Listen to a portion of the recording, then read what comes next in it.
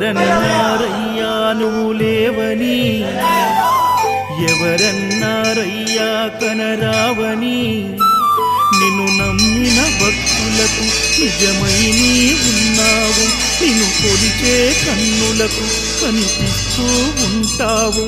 ఎవరేమన్నా అనుకున్నా నిన్ను మరవనయ్యా. శరణమయ్యప్ప స్వామి అయ్యప్ప.